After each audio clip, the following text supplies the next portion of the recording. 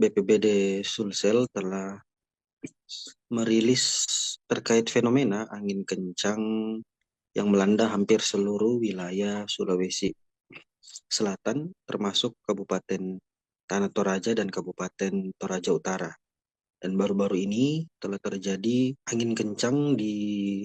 wilayah Kabupaten Tanah Toraja, tepatnya di Dusun Butu Limbong, Lembang atau Desa Lemo Menduruk, Kecamatan Malimbong Balepe, Kabupaten Tanah Toraja, Sulawesi Selatan pada hari Sabtu 8 Februari 2025, yang dimana akibat angin kencang tersebut merubuhkan 3 lumbung atau 3 alang eh, gabah dari warga, yang dimana kerugian ditaksir kurang lebih 200 juta. Dan untuk lumbung yang